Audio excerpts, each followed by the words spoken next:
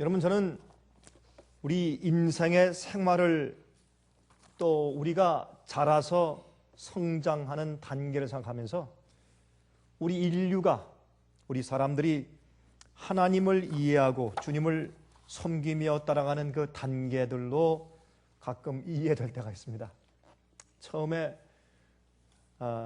사람이 태어나서 정말 하나님의 돌보심에 그 순간순간이 아니면 살 수가 없습니다.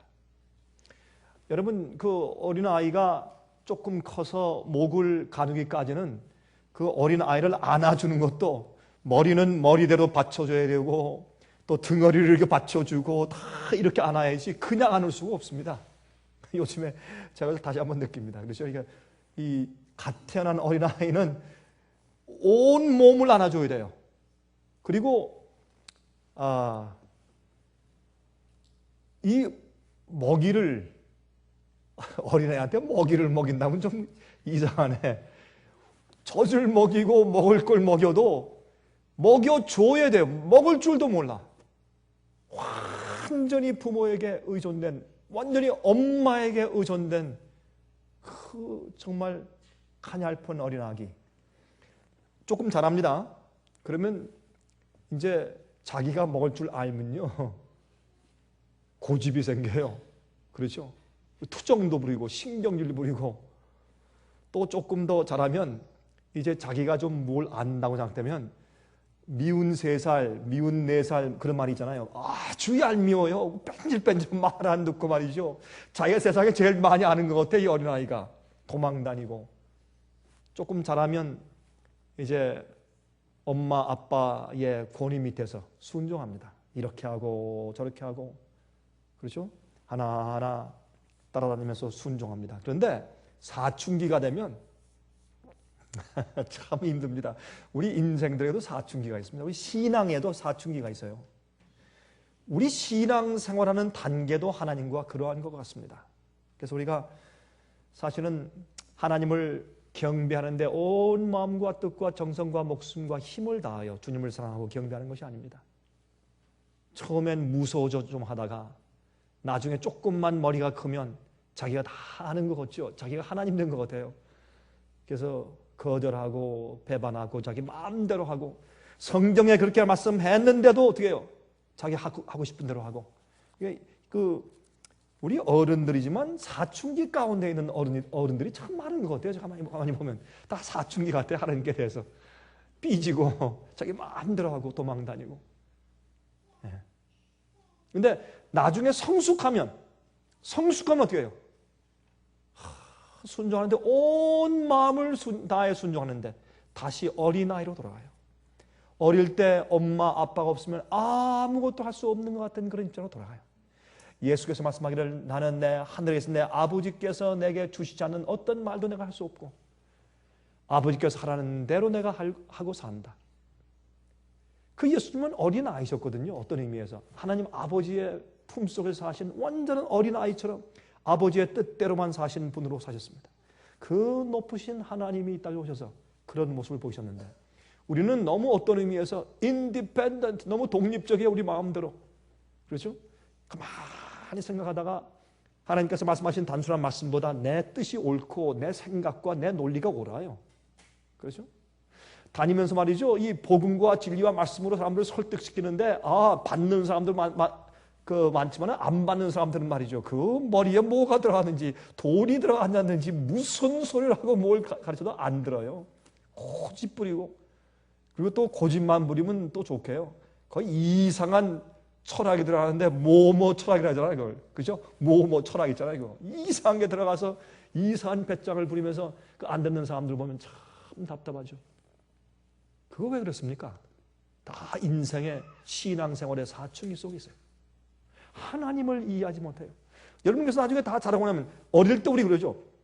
용돈 조건 주면 우리 아버지 짠 사람이야. 아주 구두쇠야. 이렇게 이제 아버지는 악평을 하고 다녀요. 친구들한테. 그래서 나중에 자라면서 아버지가 전기값을 내야 되고 용돈을 내야 되고 우리 학비를 줘야 되고 먹고 살아야 되고 우리 입을 옷을 위에 돈을 써야 되고, 가만히 보니까 아버지 주고 낸 돈이 다 그게 내 용돈 줄 돈이 아니구나. 깨달아요. 나중에 다 자란 다음에 아버지 나한테는 안 주도 괜찮은데 동생들 주세요. 철이 들면 꼭 같아요. 우리가 이제 신앙적으로 철이 들면 하나님을 이해해서 그때는 단순하게 예수 믿음을 가지고 하나님의 계명을 지키며 살게 되는데 단순한 어린아이처럼 어린 양이 어디로 인도하든지 따라가는 사람들이 돼요. 철이 된 그리스도인들이 돼요. 여러분, 그런데 그렇게 되기까지 하나님께서 얼마나 우리와 함께 헤매시는지 몰라. 하나님께서 헤매시는 것이 아니라 우리가 하도 헤매니까 우리가 저 산으로 도망가면 하나님께서 산으로 쫓아오시고 저기 시내가로 가면 시내가로 쫓아오시고 바다로 가면 바다로 쫓아오셔서 우리를 구하시려고 맨날 그저 어쩔 수 없이 다니시니까 하나님께서 헤매시는 적이 너무나 많다고 말입니다. 제가 요즘에 그런 생각을 하니까 어떤 때는 가슴이 미어져요. 여러분 어떤지 모르겠어요. 가슴이 미어지고 그렇구나. 조금 철이 드는 모양이죠. 하나님 앞에서. 그런 생각이 들어요. 여러분, 하나님께서는 패배하신 적이 있으실까요? 하나님께서 패배하신 적이 있으실까요? 많습니다. 사실 우리 이 지구에 있는 인간들을 구원하시는 구속의 계획에 있어서는 거의 모든 일에 패배를 해오셨어요. 어떤 의미에서 볼 때 하나님이 패배하신 것이 아니라 하나님의 아들과 딸들이 맨날 고집부리고 곁길로 나가니까 양들이 다 각기 제 길로 갔거늘. 그렇죠? 양들이 다 각기 제 길로 갔어. 그런데 참 재밌는 것은 말이죠. 사람들이 타락하고 자기 마음대로 하는데 가만히 보면 똑같은 사람이 없어. 다 각기 제 마음대로 다 각기 제 길로 갔어요. 하나님의 원래 계획과 뜻이 인간들의 완악함과 불순종 때문에 실패되거나 그림이 다시 그려진 적이 많아요. 주님께서 이러한 길로 가시려고 하다가 말 안 들으니까 할 수 없이 또 제 2차 선택을 하시고 그것도 안 되니까 제 3차 선택을 하시고 그렇게 돌아 굽이 다니신 적이 얼마나 많은지 몰라요. 나중에 정신 차리고 철이 들어서 눈물을 흘리고 오면 자, 이제 한번 가볼까? 그렇게 주님께서 우리를 구원하시는 주님의 역사에서 얼마나 많은 패배를 딛고 오셨는지 모릅니다. 오늘 제가 그것을 좀 얘기하려고 하는 것입니다. 그 패배가 우리를 구원하시는 우리 개인의 생활에서뿐만 아니라 우리 지구의 역사에 있어서 얼마나 많이 패배를 당하셨는지. 여러분, 하나님의 계획은 그것이 아니었는데 할 수 없이 원한은 아니지만 굽이 돌아서 갈 수밖에 없는 경우들이 많이 있었는데 하나님께서 얼마나 안타까우신지 모르겠습니다. 하나님의 안타까우심. 요한계시록 18장 1절 보시면 이런 말씀이 있죠. 이 일 후에 다른 천사가 하늘에서 내려오는 것을 보니 큰 권세를 가졌는데 그의 영광으로 땅이 환하여지더라. 이게 장성한 주님의 백성들의 영광이거든요. 하나님의 영광, 하나님의 성품을 올바로 알고 깨달은 사람들이에요. 그러니까 하나님을 순종하고 따르는 것이 너무나 간단해. 그거 이해하기까지는요 복잡해요. 그런데 철이 든 다음에 해보니까 하나님 길밖에는 없어요. 하나님의 뜻밖에 없고 주님의 계획밖에 없다고 더 이상 말하지 말아야 돼. 입을 다물어야 돼. 온 여호와가 그 전에 계시니 온 천하는 그 앞에서 잠잠할지어다. 이거는 장성한 그리스도인들이 다 이해한 다음에 결국엔 고개를 숙이고 납작 엎드려서 하나님 옳습니다. 해보니 하나님밖에 없고 주님의 방법과 주님의 뜻과 주님의 계획밖에 없습니다. 이제는 알겠습니다. 하나님 말씀만 하옵소서. 주의 종이 듣겠습니다. 그거는 장성한 그리스도인들이에요. 나중에 커서 하나님을 이해한 다음에 이제 순종이 무엇인지 예배가 온 마음과 뜻과 정성과 목숨과 힘을 다해서 목숨을 다해서 주님을 신뢰하고 예배 드리는 태도가 생기는 것입니다. 자, 그런데 여기 요한계시록 18장에 이제 주의 백성들의 영광 때문에 온 땅이 환해지는데 그 무슨 영광이요? 하나님의 품성을 아는 영광이요. 그런데 이것이 이미 이사야 63장 1절부터 4절 가운데 기록되어 있는 것을 빌려다가 요한계시록에 사용했어요. 우리 다 펴서 보십시다. 이사야서 60장입니다. 이사야서 60장 1절부터 4절까지 있는 말씀을 좀 펴서 보도록 하겠습니다. 이사야 60장입니다. 이사야 60장 1절부터 4절까지 있는 말씀을 좀 펴서 읽겠습니다. 일어나라 빛을 발하라 이는 내 빛이 이르렀고 여호와의 영광이 내 위에 임하였음이니라. 일어나라 빛을 발하라. 내 빛이 이르렀다. 무슨 빛? 여호와의 영광이 내 위에 임하였음이니라. 보라 어두움이 땅을 덮을 것이며 캄캄함이 만민을 가리우려니와. 하나님을 오해하고 주님의 뜻을 모르는 자기 각기 자기 마음대로 사는 고집 많은 사람들, 깜깜한 세상, 하나님을 모르고 주님의 뜻을 모르고 진리를 모르는 어둠이 세상을 꽉 찰 것이나 만민을 가리우려니와 오직 여호와께서 내 위에 임하실 것이며 그 영광이 내 위에 나타나리니. 주님을 아는 지식과 주님 아는 진리가 우리에게 이해되고 하나님의 품성과 주의 계획이 이해될 때, 그 빛이 우리 마음 가운데 들어올 때 그 영광이 내 위에 나타나리니 열왕은 내 빛으로 열왕은 비추는 내 광명으로 나오리라. 이 세상이 주님의 백성들에게 나와요. 주님의 뜻을 계획을 단순히 알고 쫓아 순종하는 주의 백성들에게 세상이 나와요. 4절은 말합니다. 내 눈을 들어 사면을 보라. 무리가 다 모여 내게로 오느니라. 내 아들들은 원방에서 오겠고 내 딸들은 안기 올 것이라 그랬습니다. 우리 자식들이 돌아와요. 많은 경우에 자식들을 억압하고 율법주의적으로 억압하고 묶어서 그들을 순종하게 했고 하나님을 잘 나타내지 못했지만 이제 어떻게 해요? 정말 하나님의 영광의 빛을 알고 장성한 그리스도인 된 사람들, 부모들을 보고 누가 돌아와요? 자식들이 돌아와요. 아들, 딸들이 원방에서 안겨서 집으로 돌아와요. 탕자들이 돌아와요. 이제 저런 교회 내가 다시는 안 나간다 하던 교회에 하나님의 영광이 돌아오고 밝아지고 진리대로 살고 순종하는 장성한 그리스도인이 되고 참된 교회가 생길 때, 그때 그 교회를 향해서 이 세상 이방 사람들이, 우리 자식들이 돌아와요. 돌아오고 돌아오는 모습을 여기에 보는 것입니다. 여러분 아십니까? 이런 일들은 이미 벌써 과거에 이루어졌어야 했는데 이루어지지 않았단 말입니다. 왜 그렇습니까? 우리가 너무나 완악하고 반역해 왔기 때문에 그렇습니다. 주님의 뜻을 모르고 주님의 계획을 몰랐습니다. 드디어 철이 들면 그런 일이 생겨요. 그 하나님에 대한 경배가 올바라질 때. 여러분 보십시다. 하나님께서 이스라엘 백성들에게 왕을 주셨습니다. 왕. 하나님께서 우리에게 왕을 주셨는데 참 정말 그 장면 읽어보면 우리 가슴이 아픕니다. 어쩌면 그럴 수가 있었는가. 하나님의 능력과 하나님께서 직접 지시하시고 하나님께서 그 관심을 가지시고 우주의 하나님께서 이스라엘 백성들에게 직접 지시하신 신정 정치의 특권을 얻고 있었는데 그들은 왕을 구했어요. 우리 그 말씀을 좀 보겠습니다. 사무엘상 8장 1절부터 22절을 읽겠습니다. 사무엘상 8장 1절부터 22절에 이런 말씀이 기록되어 있습니다. 여기에 이제 너희들이 왕을 구할 때 어떠한 불이익이 생길 것이고 어떤 문제가 생길 것인가 하는 것을 설명하셨어요. 이렇게 말씀하셨어요. 사무엘이 늙음에 그 아들들로 이스라엘 사사를 삼으니 장자의 이름은 요엘이요 차자의 이름은 아비야라. 그들이 부엘세바에서 사사가 되니라. 그 아들들이 그 아비의 행위를 따르지 아니하고 이를 따라서 뇌물을 취하고 판결을 굽게 하니라. 이스라엘 모든 장로가 모여 라마에 있는 사무엘에게 나아가서 그에게 이르되 보소서 당신은 늙고 당신의 아들들은 당신의 행위를 따르지 아니하니 열방과 같이 우리에게 왕을 세워 우리를 다스리게 하소서 한지라. 여기에 문제점이 좀 나오는데 사무엘의 아들들의 타락함 때문에 그래요.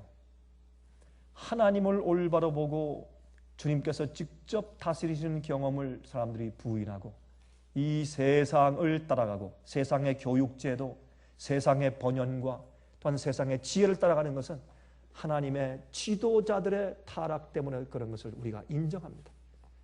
교회의 잘못 때문에 그런 것을 우리가 인정합니다. 진리를 가진 사람들의 잘못 때문에 그런 것을 인정합니다. 하나님을 올바로 보이고 잘 나타내 보여야 할 사람들의 실패 때문에 그런 것을 우리가 합니다. 그러나 이론이 폐지하고 그들이 왕을 달라고 말합니다.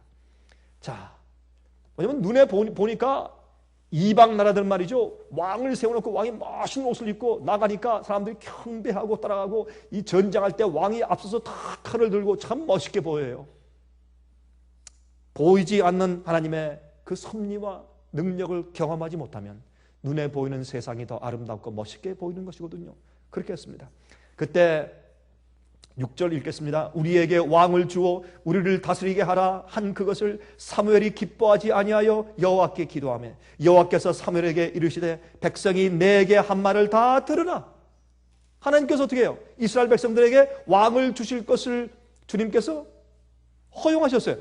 원래 하나님께서 왕 제도를 원치 않으셨어요. 그것은 주님의 나라와 주님의 교회, 주님께서 그런 제도를 가지는 것은 주님의 원래 원한과 계획이 아니었습니다. 그러나 왕을 주라고 했어요. 왜? 할 수 없이 그들의 완악감 때문에 할 수 없이 그들을 따라서 돌아가시는 모습을 보는 것이에요. 만약에 이스라엘 백성들이 왕을 갖지 아니하고 하나님을 보이지 않는 하나님을 보이는 하나님처럼 그들이 믿고 따라가서 능력을 발휘했다면 벌써 예수께서 이 땅에 오시고 벌써 인간들은 하늘에 가 있었을 것이죠. 벌써 예수께서 이 땅에 이미 임했을 것이고 모든 예언이 다 성취되었을 것이며 물론 예언들이 있지만 그것은 주님께서 미리 완악한 인간의 그 타락함을 미리 아셔서 예언해 주신 것을 미리 아심으로 예언하신 것이죠. 그러나 만약 우리가 하나님을 순종하고 올바로 따라가고 살았더라면 이렇게까지 오래 죄의 역사가 지연될 필요가 없었겠죠. 이렇게 오랜 동안 고통이 이렇게 경험될 필요가 없었겠죠. 그렇죠? 여호와께서 사무엘에게 이르시되 백성이 내게 한 말을 다 들으라. 그들이 너를 버림이 아니요 나를 버려 자기들의 왕이 되지 못하게 함이니라. 이젠 보이지 않는 하나님은 더 이상 우리 왕이 아니라는 겁니다. 내가 그들을 애굽에서 인도하여 낸 날부터 오늘날까지 그들이 모든 행사로 나를 버리고 다른 신들을 섬김같이 내게도 그리하는도다. 그러므로 그들의 말을 듣되 너는 그들에게 엄히 경계하고 그들을 다스릴 왕의 제도를 알게 하라. 사무엘이 왕을 구하는 백성에게 여호와의 모든 말씀을 일러 가르되 이렇게 설명해요. 너희가 왕을 구하면 이러할 것이다. 너희를 다스릴 왕의 제도가 이러하니라. 그가 너희 아들들을 취하여 그 병거와 말을 어겁게 하리니 그들이 그 병거 앞에서 달릴 것이며 왕이 생기면 너희들이 왕한테 종이 돼야 돼. 그가 또 너희 아들들로 1000부장과 50부장을 삼을 것이며 자기 밭을 갈게 하고 자기 추수를 하게 할 것이며 자기 병거와 병거의 제구를 만들게 할 것이며 그가 또 너희 딸들을 취하여 향료 만드는 자와 요리하는 자와 떡 굽는 자를 삼을 것이며 그가 또 너희 밭과 포도원과 감람원에 제일 좋은 것을 취하여 자기 신하들에게 줄 것이며 그가 또 너희 곡식과 포도원 소산의 11조를 취하여 자기 관리와 신하들에게 줄 것이며 그가 또 너희 노비와 가장 아름다운 소년과 나귀들을 취하여 자기 일을 시킬 것이며 너희 양떼 10분의 1을 취하리니 너희가 그 종이 될 것이라. 그날에 너희가 너희 택한 왕을 인하여 부르실 때 그날에 여호와께서 너희에게 응답지 아니하시리라. 너희가 왕을 원하지만 너희가 You don't know what you're asking for. 너 지금 몰라서 그러는 거야. 그래도 좋습니다. 그래 가져 이렇게 하신 것입니다. 19절 백성이 사무엘의 말 듣기를 거절하여 가로되 아니로소이다. 우리도 우리 왕이 있어야 하리니 우리도 열방과 같이 되어 참 재미있죠. 열방 이방과 같이 되어서 우리 왕이 우리를 다스리며 우리 앞에 나가서 우리의 싸움을 싸워야 할 것입니다. 사무엘이 백성의 모든 말을 듣고 여호와께 구하매 여호와께서 사무엘에게 이르시되 그들의 말을 들어 왕을 세우라 하시니 사무엘이 이스라엘 사람들에게 이르되 너희는 각기 성읍으로 돌아가라 하니라. 하나님께서 제일 처음에 왕을 사울을 세우시죠. 그렇죠? 나중에 다윗을 세우시고 하나님께서는 그것을 원래 원한으로 계획하신 것은 아니지만은 그러나 굽이 돌아가시는 하나님의 안타까우심을 우리가 이 역사 가운데서 보는 것입니다. 그래도 버리시지 않으신 하나님. 저는요 여러분 열왕기상하 역대상하 읽으면 어떤 때는 좀 지겨운 것 같죠. 똑같은 얘기만 하지 역사 뭐 산당을 세우고 또 깨트리고 또 싸우고 무슨 왕이 배반하고 이런 역사. 그러나 그 역사를 보면서 우리가 누굴 봅니까? 그러한 인간들도 주님께서 따라 붙어서 구원하시는 하나님의 인내 오래 참으심. 그래도 아브라함의 약속을 기억하시고 이삭과 야곱의 언약을 기억하시고 그들을 통해서 언약의 메시아가 태어나게 하시고 이 세상의 구속의 계획을 완성시키기 위해서 끝까지 당신 백성들 곁에 계신 하나님, 참 우리 가슴 속에 하나님의 형상을 더 깊이 새기게 만들죠. 그런 말씀들은 그래서 호세아 13장 11절에 말씀하기를 내가 분노함으로 내게 왕을 주고 진노함으로 패하였노라. 내가 분노함으로 내가 좋아서 왕을 줬느냐 아느냐, 분노함으로 왕을 주었다, 그렇게 말씀했어요. 여러분, 만일 이스라엘의 왕 제도가 없이 그들이 하나님을 순종하며 신정주의가 계속되었더라면 이 세상에 그 이후에 어떻게 되었을까요? 온 세상에 그 영광의 빛으로 나왔을 것이고 그 모범을 받아서 여호와 하나님을 다 두려워하고 세상 역사가 빨리 끝났을 것 아닙니까? 예? 여러분, 출애굽기 21장 읽지 않겠습니다만 7절부터 11절 보면, 거기 보면 어떻게 해요? 예? 내 딸을 할 수 없이 다른 사람한테 노예로 팔았으면 가난하니까. 옛날에 그런 적이 많이 있었어요. 그랬을 때 그 딸이 가가지고 그 상전의 아들과 결혼한 다음에 상전의 아들이 또 다른 부인을 또 얻었다.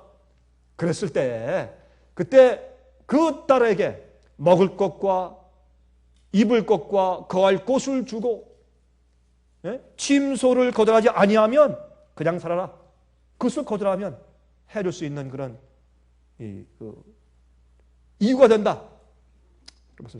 여기 하나님께서 일부 다처제를 하나님께서 주신 뜻이 아니었습니다. 물론 아니죠. 그러나 인간의 원악함 때문에 돌아가신 것입니다. 주님께서 일부 다처제를 그렇게 하라고 계획하신 것이 아니라 그래도 어떻게 해요? 그래도 하나님께서 돌아가시는 모습을 우리가 여기서 보는 것입니다. 자, 여러분, 출애굽 이후에 시인의 산에서 죄의 역사가 훨씬 빨리 끝날 수가 있었을 것입니다. 여러분, 무슨 말인지 이해되십니까?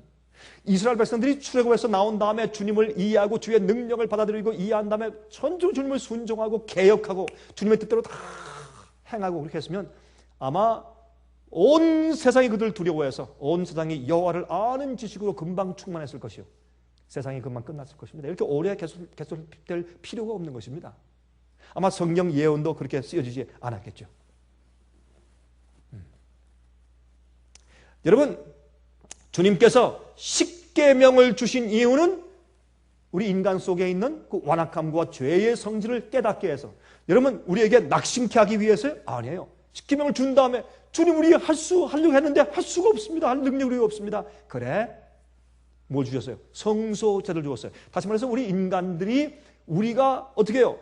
주님의 법도가 없으면 우리 마음속에 완악함과 죄를 깨달을 길이 없어요. 그러니까 죄를 깨달은 다음에 어떻게 해요? 그럼 이거 어떻게 하면 좋겠습니까? 우리 다 멸망입니까? 할 때 내가 그 문제를 해결할 길도 있고 능력도 주겠다라고 해서 성소제를 주셨어요. 그러므로 여러분, 이것은 다 주님의 마련인데, 그렇게 했을 때 그들이 구원을 사모하게 되게 하기 위해서 주님께서 계명을 주신 것이에요. 그 다음에 성소제를 주신 것이에요.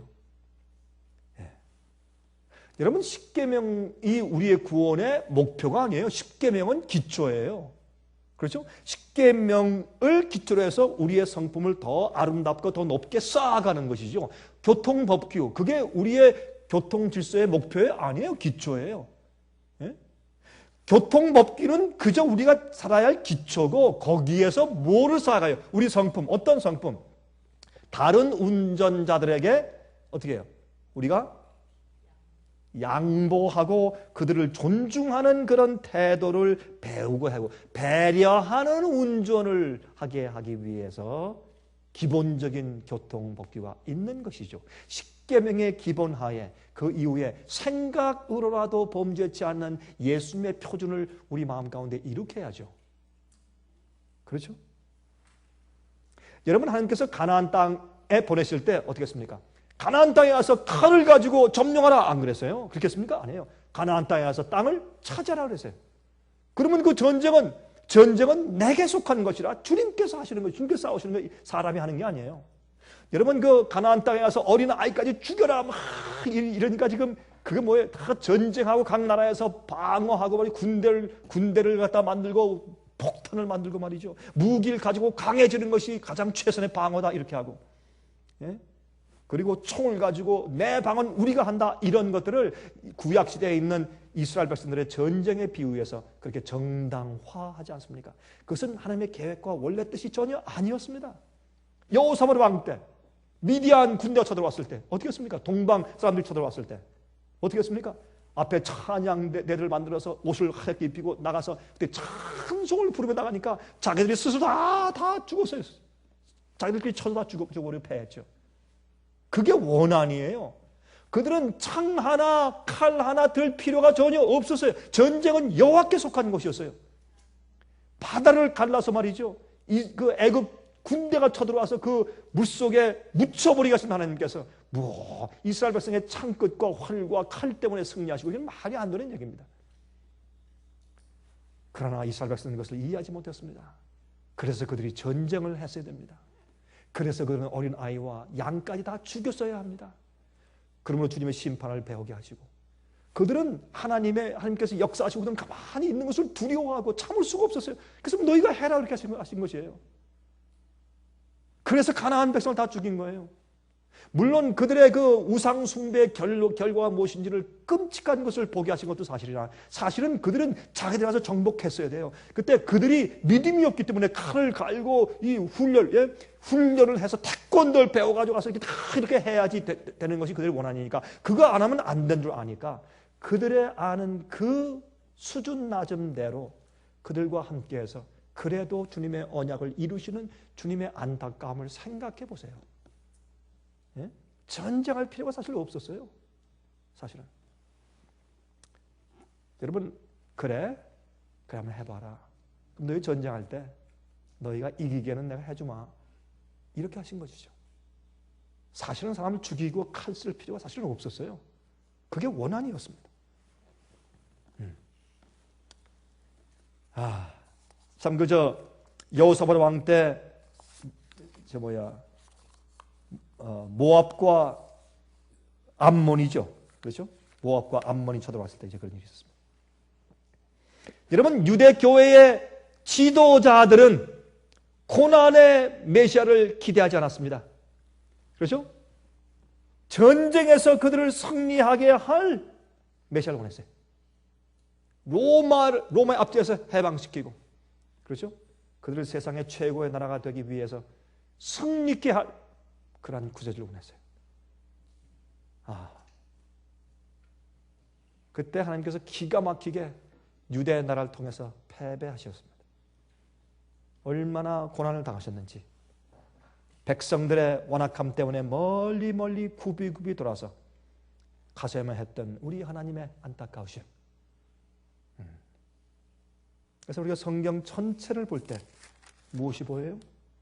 이스라엘 백성들이 아말렉에 있는 어린 아이까지 다 죽였더라 하는 그 말씀 속에서 우리가 뭘 봐야 돼요?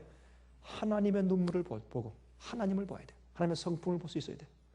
그러한 자들, 그러한 그 불신하고 목이 곱고 그것밖에 모르는 수준 낮은 이스라엘 백성들 그 뒤를 따라다니시면서 그 뒤치다거리 하시며 그래도 버리지 아니하시고 당신의 언약을 이루시려고 해오신 하나님을 볼 수 있어야 합니다.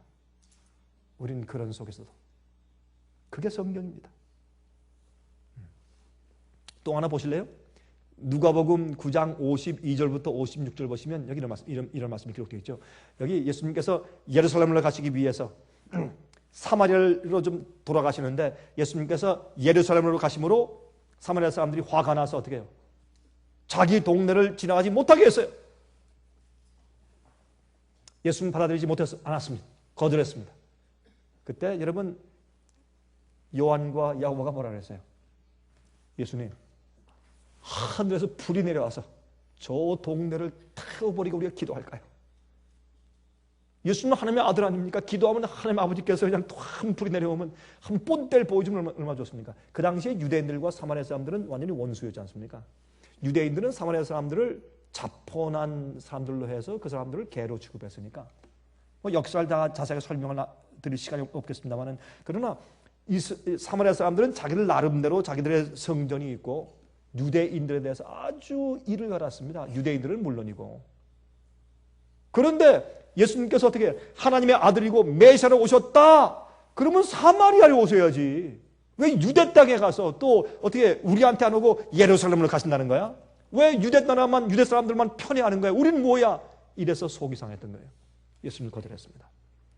근데 더 기가 막힌 것은 야고보와 요한이 예수님의 제자입니다. 어떻게 했습니까? 예수님의 품성을 이해하지 못하고 하나님 불을 내립시다.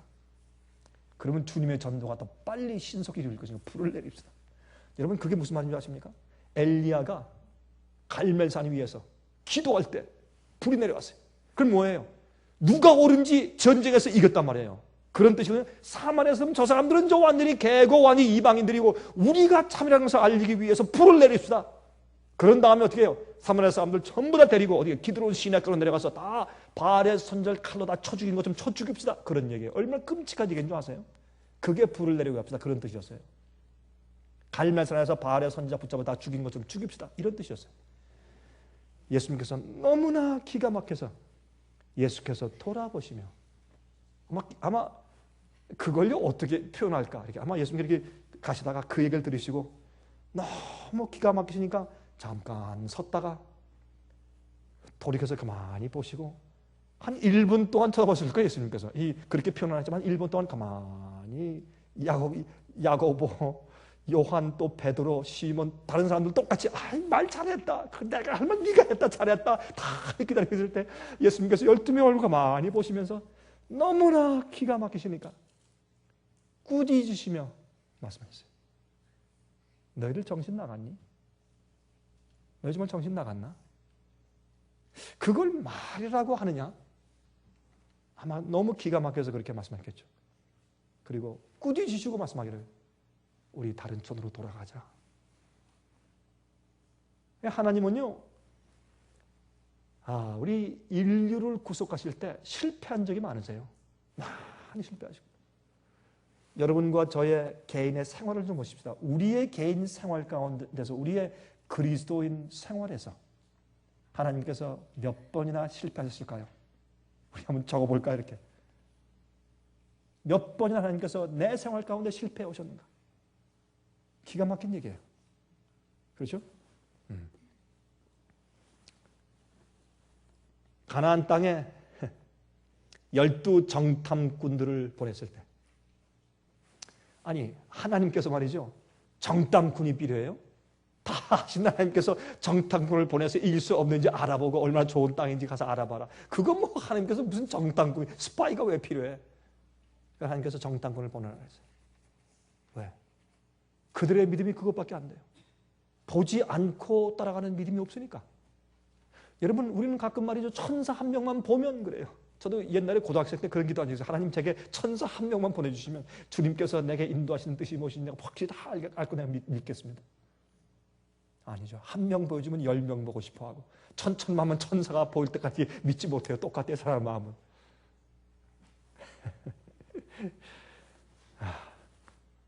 이제 12 정탐꾼을 보냈습니다.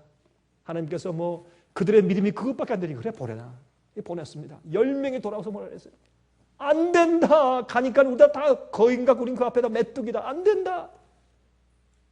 하나님께서 할 수 없이 어떻게 해요? 그 불실한 열 정탐꾼 때문에 그 백성들을 광야로 돌아가서 여러분 생각해 보세요. 홍해를 건너는 기적을 통해서 열장을 통해서 홍해를 건너서 그 다음에 이 기가 막힌 기적들을 통해서 여기까지 인도했는데 40년 동안 광야로 돌게. 그럼 뭐하러 홍해를 지나서 건너게 하셨냐 말이에요. 처음에 뭐하러 하셨어요? 그러면 40년 있다가 하시지. 이렇게 답답하신 분이 하나님이세요. 하나님의 이 세상에 대한 실패와 우리 개인의 생활의 실패는 우리 마음 가운데 슬픈 마음과 정말 회개하는 심령을 일으켜야 합니다.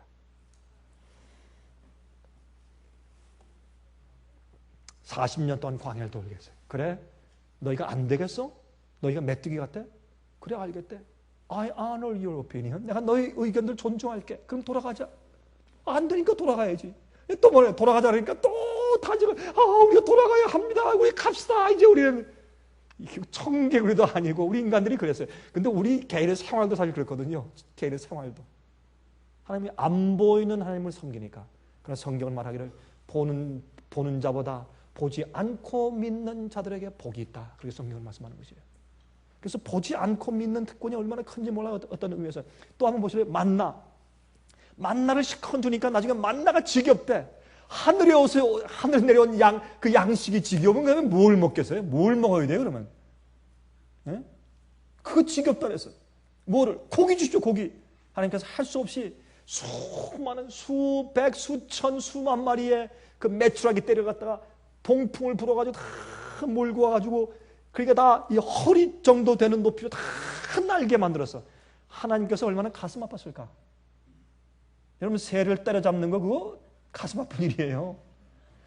자기 허리에 수만 마리의 메추라기가 쫙 나니까 하나님께서 그걸 날게 하셨어요. 그러니까 몽둥이가 전부 다 때려잡아가지고 여러분 그때 한번 상상해 보세요. 전부 다 막 눈이 시뻘개가지고 막 다 때려잡아가지고 털을 뜯어가지고 구워서 삶아먹는 거 한번 생각해 보세요. 이야 참. 여러분 성서 제도에서요 양과 염소를 끌고 와서 그 죽이는 거 하나님께 그거 좋아서 그거 하게 하셨습니까? 아니지 않습니까? 하나님 가슴이 아파도 그렇게 해서라도 그 완악한 그들의 마음 가운데 메시아를 이해하고 내가 죄를 짓고 내가 죽게 되는데 왜 죄 없는 양이 대신 죽느냐? 그 생각 하나만 가지고라도 혹시 회개하고 하나님을 볼 수 있는 그런 기회가 있을까 해서 그 수많은 양들과 염소를 죽인 거 아닙니까? 그런 그 숫소가지를 죽인 거 아니겠습니까? 하나님께서 그 불쌍한 메추라기들을 갖다가 그렇게 보내니까 그냥 때려잡아가지고 먹는데 그 먹다가 그 고기가 이빨 사이에 아직 채 있을 때 재앙이 임했어요. 많은 사람이 죽었어요. 하나님의 답답하심. 그 불쌍한 메추라기들. 여러분 저도 옛날에 그 새들 잡아봤거든요. 시골에 가서 말이죠. 이렇게 새총 가지고 다 조준을 잘해야 돼요. 그것도 다 쏘고 저도 해봤습니다. 근데 딱 쏜 다음에 돌에 맞아서 떨어진 참새를 한번 보고 제가 다신 거 안 했어요. 죽지 않고 파닥거리는데 내가 너무 이상해서 만질 수가 없더라고요. 한 번은 이제 저희가 이제 어릴 때 비둘기 잡는데 저희 집 앞에 큰 성당이 있었어요. 근데 거기에 그렇게 비둘기 떼가 많았어요. 그래서 비둘기 떼가 자주 우리 마당에 오거든.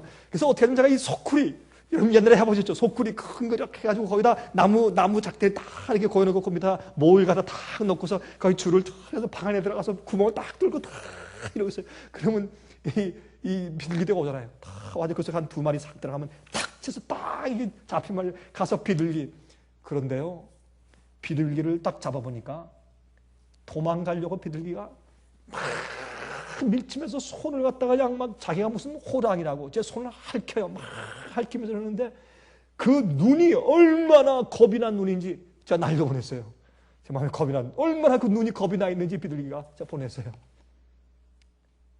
하나님께서 저렇게 어릴 때 생각하면서 보니까 하나님께서 그 메추라기 떼를 그 수많은 메추라기 떼를 보내실 때 얼마나 가슴이 아프셨을까.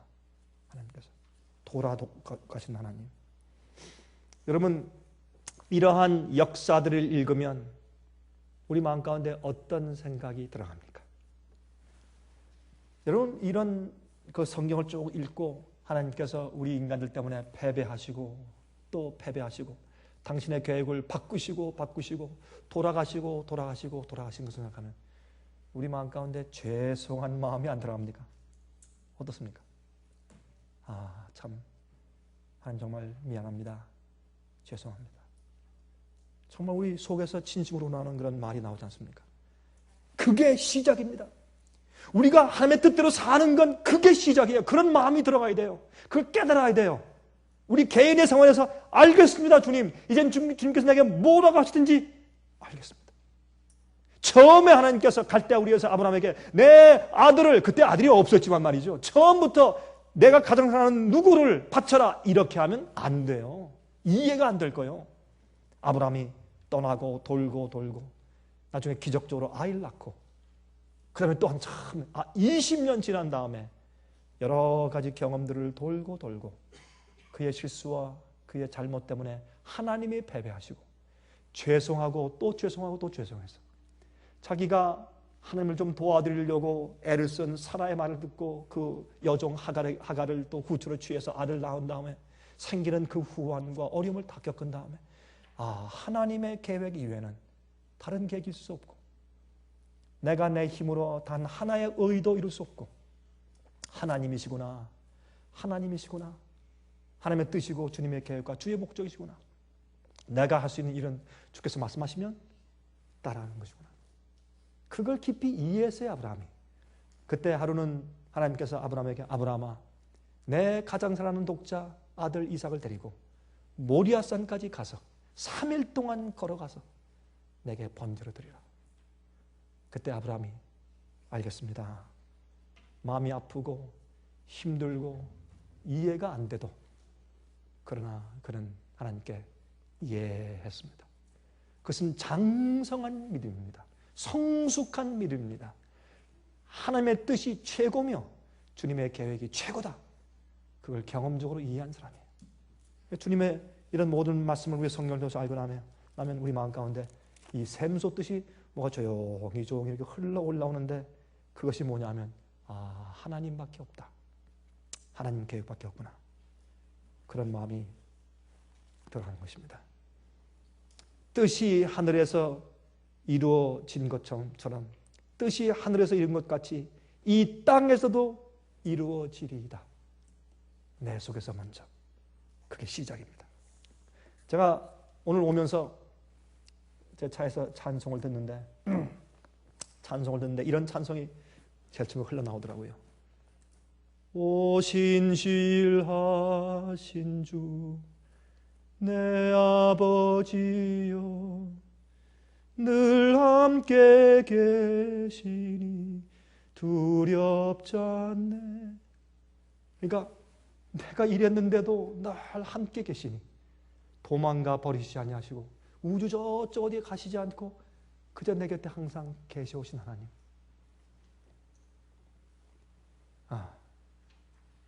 그 사랑 변찮고 날 지키시며 어제나 오늘이 한결같네. 오 신실하신 주, 오 신실하신 주, 날마다 자비를 베푸시며 일용할 모든 것 내려주시니 오 신실하신 주, 나의 구주. 얼마나 제가 감화가 되는지 끝난 다음에 그걸 또 틀었어요. CD지만은 처음에 1번으로 또 돌아가게, 또 듣고 제가 또 돌아가게. 얼마나 감동적인지. 여러분 정말 그렇지 않습니까? 신실하신 주. 우리가 지금 이 세상에 당하고 있는 모든 불이익은 우리가 불순종한 까닭이요, 우리가 잘못된 모든 것은 우리의 불순종 때문이요, 주께서 우리에게 주시고 말씀하신 모든 말씀대로 하지 않기 때문이요. 그것이 이유예요. 주님께서 참고 나중에 우리가 하다 안 돼서 납작 엎드려서 주님 결국 주께서 말씀하신 대로 사는 길밖에 없습니다 라고 돌아올 때 우리가 성숙한 그리스도인 되죠. 그 다음부터 변명이 없어요. 말이 없어요. 말씀하시면 알겠습니다. 말씀하옵소서 주의 종이 듣겠습니다. 마음이 들어가는 것입니다.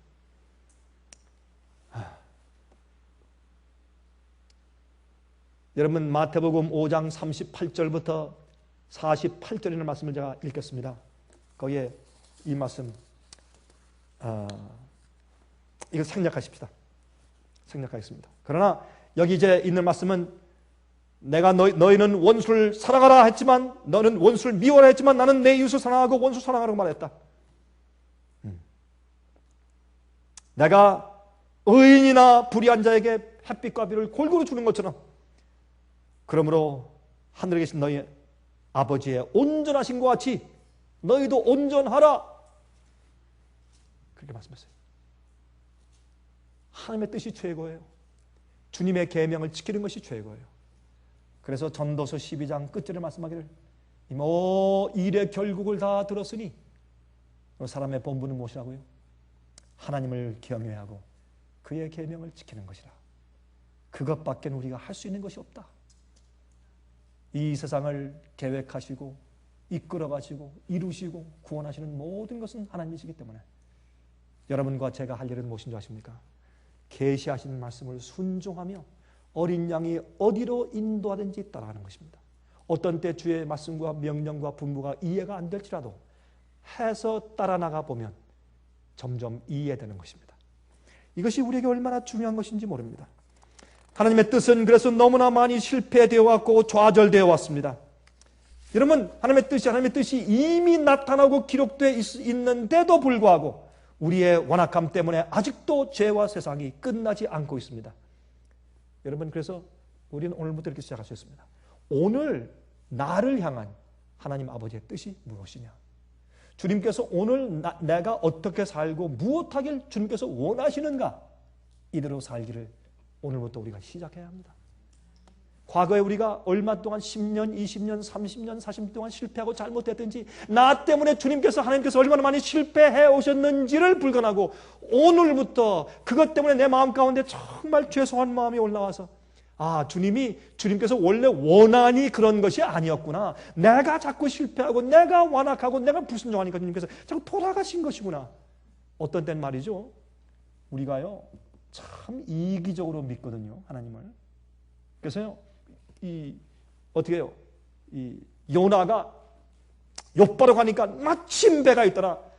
봐라, 내가 이게 저기 어디에요? 다시스로 안 가고 도망가는 것이 보라, 주님의 뜻이지. 옛날 테스트한 것이지. 보라, 어떻게 이렇게 6개월마다 한 번씩 가는 배가 마침 딱 있어. 그리고 탔어요. 사람은 다 그래요. 하나님을 아는 자들이 일어날 것입니다. 호세아 6장 6절입니다. 나는 인애를 원하고 제사를 원치 아니하며 번제보다 하나님을 아는 것을 원하노라. 요한일서 4장 6절. 우리는 하나님께 속하였으니 하나님을 아는 자는 우리의 말을 듣고 하나님께 속하지 아니한 자는 우리의 말을 듣지 아니하나니 진리의 영과 미혹의 영을 이로써 아느니라. 하나님을 아는 자는 우리의 말을 듣고, 하나님을 아는 자들이 진리를 알고 그 말씀을 순종하게 되어 있어요. 이 말씀만 읽고 마칩니다. 이사야 11장 6절부터 9절입니다. 귀한 말씀이에요. 이 말씀 잘 들어보세요. 이사야 11장 6절부터 9절에 다음과 같이 말씀하세요. 그때에 이리가 어린 양과 함께 거하며 표범이 어린 염소와 함께 누우며 송아지와 어린 사자가 살찐 짐승이 함께 있어 어린 아이에게 끌리며 염소와 곰이 함께 먹으며 그것들의 새끼가 함께 엎드리며 사자가 소처럼 풀을 먹을 것이며. 여러분, 사자가 원래 짐승 뜯어먹는 동물로 창조된 게 아닙니다. 여기 보니까 회복된다면 사자가 풀을 뜯어먹네요. 사자가 소처럼 풀을 먹을 것이며 젖먹는 아이가 독사의 구멍에서 장난하며 젖된 어린아이가 독사의 굴에 손을 넣을 것이라. 나의 거룩한 산 모든 곳에서 해됨도 없고 상함도 없을 것이니 이는, 그 이유는, 여기는 새하늘과 새 땅, 회복된 땅을 이렇게 표현합니다. 이것이 왜 이런 세상이 생기냐 말이에요. 왜, 그 이유가 어디냐 말이에요. 이는, 그 이유는 물이 바다를 덮음같이, 바다에 가보면 물이 항상 넘치는 것처럼, 아무리 가뭄이 있어도 바다에는 물이 항상 넘치는 것처럼 여호와를 아는 지식이, 하나님을 아는 지식이, 그래서 주님의 말씀대로 사는 그 장성함이 충만한 여호와를 아는 지식이 세상에 충만할 것입니다. 하나님 여호와를 아는 지식이 충만하고 우리 마음속에 충만하기 때문에 그것은 어디라고요? 새 하늘과 새 땅이고 거기에는 사망과 해됨이 없다. 해되고 상하게 하는 것이 더 이상 없다. 이런 일이 벌써 이루어졌어야 할 터인데 우리가 너무나 오래 굽이 돈 것 같습니다. 여러분 아십니까? 요즘에 미국이 어떤 상태로 돌아가는지 아십니까? 미국은 사회주의 혁명이 일어나고 있습니다. 여러분 아십니까? 눈을 떠서 보십시오. 이거는 지금 미국을 다스리는 사람들 주위에 사회주의 혁명의 사상을 가진 사람들이 점철되어 있어요. 지금 미국은 사회주의 혁명을 일으키고 있는 중입니다. 1917년도에 공산주의 혁명, 러시아에서 볼셰비키 혁명이 일어났습니다. 지금 칼과 창이 아닌 사상적이고 미국에 있는 법 조항들이 바뀌고 은행의 조항들이 바뀌는 사회주의 새로운 혁명이 생기고 있습니다. 그것은 짐승의 표를 가능하게 할 것입니다. 독재를 위한 무대를 만들 것입니다. 가난한 사람들과 평민들을 중심으로 해서 제도가 이루어지는 것입니다. 여러분 아십니까? 이것은 우리를 깨어나게 할 굉장히 중요한 예언의 성취입니다. 하나님을 아는 사람들, 더 이상 자기 생활에서 세상에서 주님께서 실패치 않도록 준비된 백성을 통해서 주님께서 새 왕국을 건설하실 것입니다. 우리의 삶에서 매일매일 주님께서 더 이상 실패치 않으시기를 간절히 바랍니다. 자비하신 하늘에 계신 우리 아버지, 이 세상의 인류의 완악함 때문에, 아니 우리 각 개인들 우리 자신들의 실패 때문에 주님의 계획이 좌절되고 무산되며 새로운 계획을 세우셔서 그래도 우리 곁에 계신 아버지의 은혜를 인해서 감사합니다. 자비하신 아버지시여, 저희의 부족함을 사해 주시고 정말 죄송합니다. 그러나 저희를 붙드셔서 결국엔 주님의 뜻이 이루어지게 하시고 이 세상의 바닷물처럼 하나님을 아는 지식이 충만해질 때까지 저희와 함께 계시고 마지막 하나님의 남은 교회를 일으켜 주시옵소서. 주님이시여, 하늘에서 뜻이 이룬 것처럼 우리 각 개인의 생에서 이루어지고 주님의 계획이 이 세상에서 속히 이루어지기를 예수 그리스도의 거룩하신 이름을 의지해서 간절히 간구합니다. 아멘.